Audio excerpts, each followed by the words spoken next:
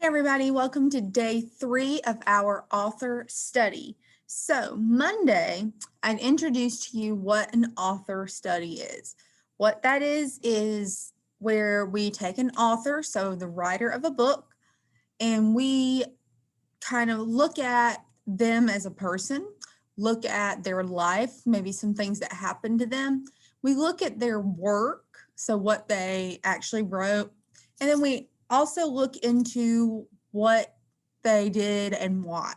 And also, of course, what was famous, what's their most famous stuff and all that type of information. So yesterday, Monday was when we learned about what an author study is. Yesterday, we learned a little bit about Dr. Seuss, about his life.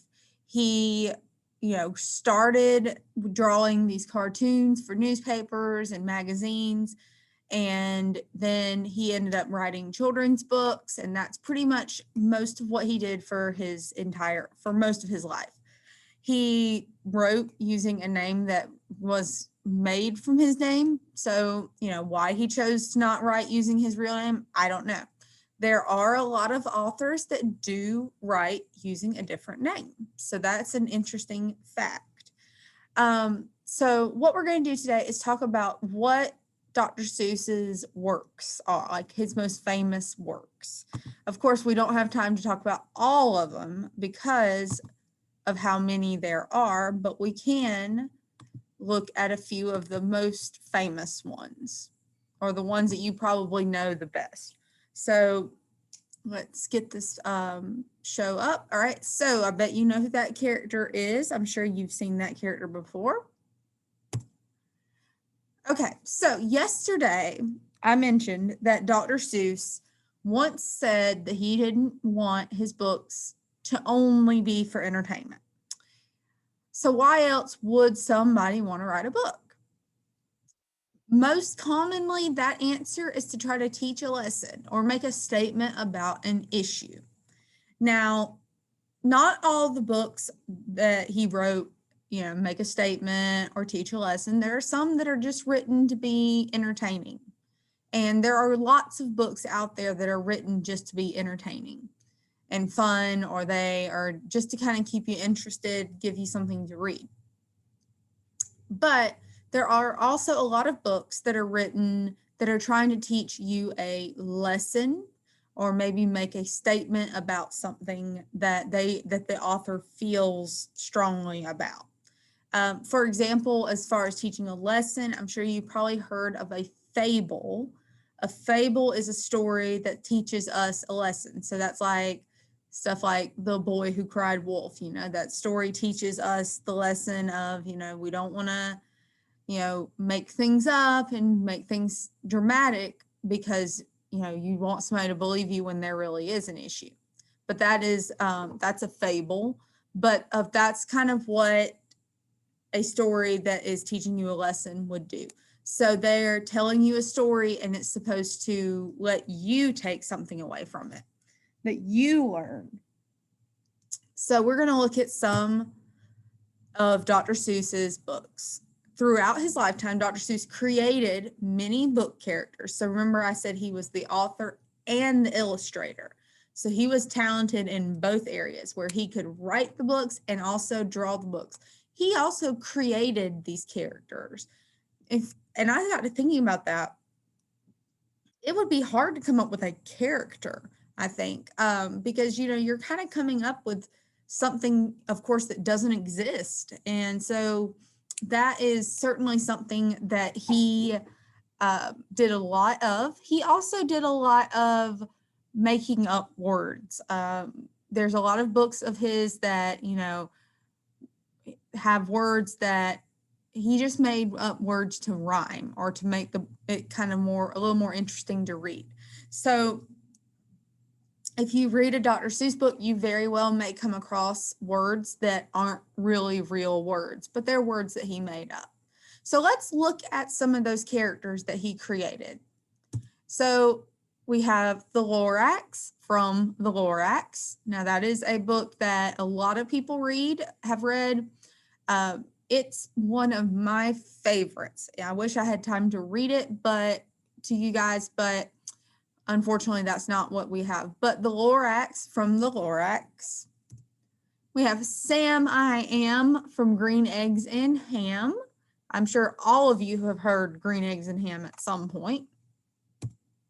Horton from Horton Hears a Who. The Cat from The Cat in the Hat. And of course, in The Cat in the Hat, we have Thing 1 and Thing 2. And of course, the Grinch from How the Grinch Stole Christmas. I talked about the Grinch a lot back at Christmas time. The Grinch is another character that Dr. Seuss created. So that's not all. Sorry, I hit the wrong button. But that's not all, of course.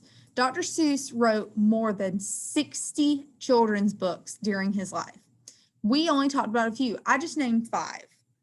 There's still more than 60 books that he wrote that were meant for children. And like some of them you probably have heard of. Oh, the Places You'll Go, One Fish, Two Fish, Red Fish, Blue Fish, Hop on Pop, The Sneetches, Yertle the Turtle, and let's see, I'm looking at the page that it's Fox on Socks, and I do like the Butter Battle book. That's one that I have that I really enjoy as well.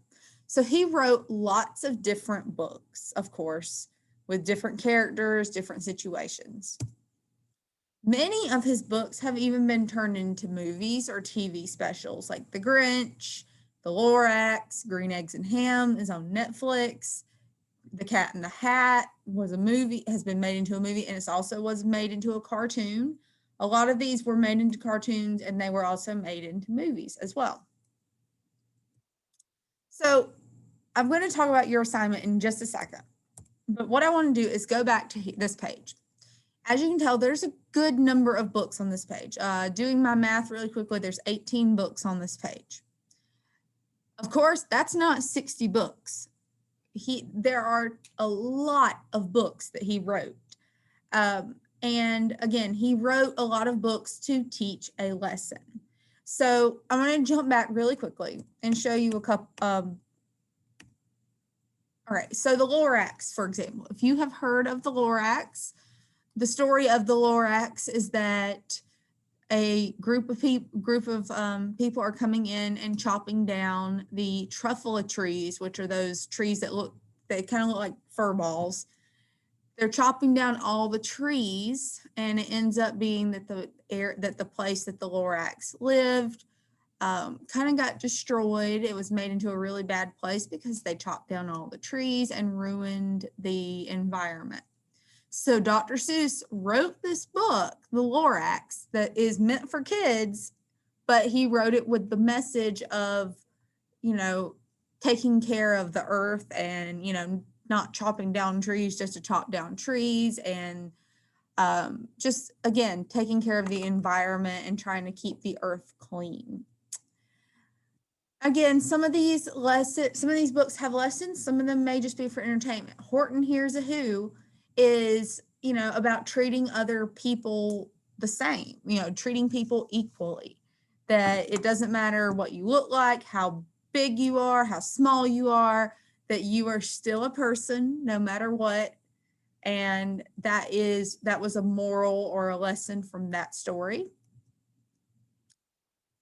We've got a few here. The Grinch, How the Grinch Stole Christmas. We talked about this.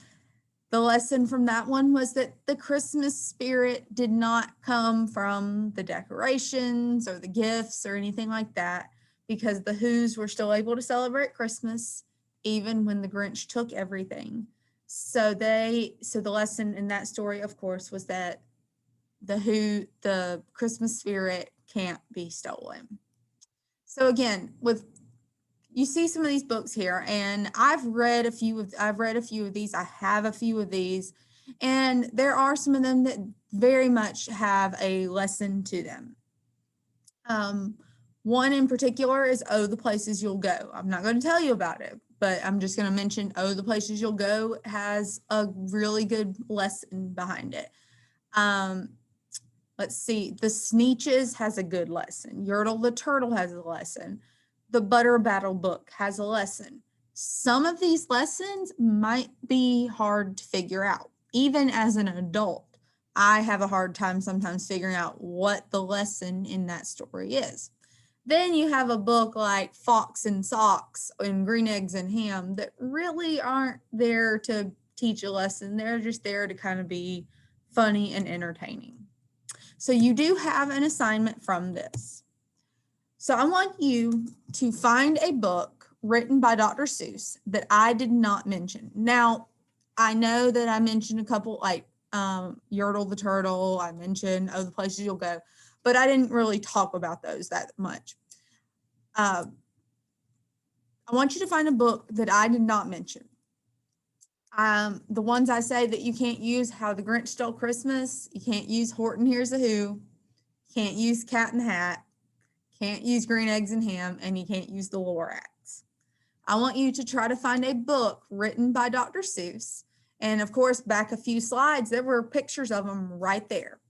There were a few. Find a book that was not written by him. That was written by him that I didn't mention. You can get on the internet and look.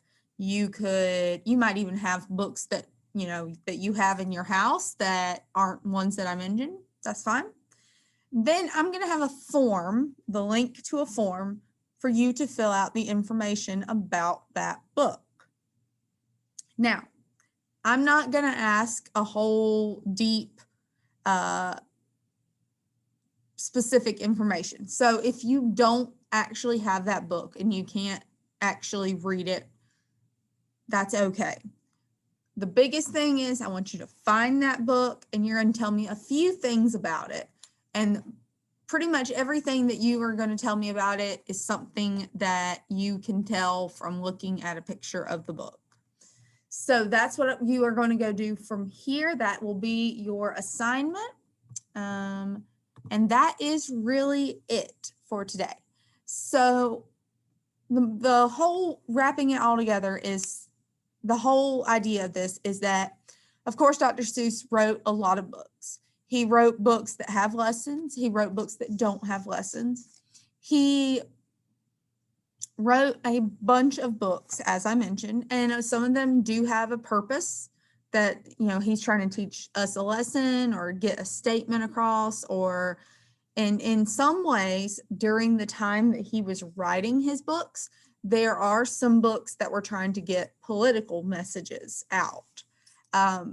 And some of you older guys and girls know that means maybe that about how he felt about maybe a different country or maybe a war or something like that. But that is something that, of course, if you're reading it and you don't know that that's what it's really about, you may not even pick up on it. And that's the interesting stuff about Dr. Seuss's books. So go from here, go fill out that form, and that's your assignment for this. Guys, have a great rest of your day. I will see you tomorrow. All right. Adios.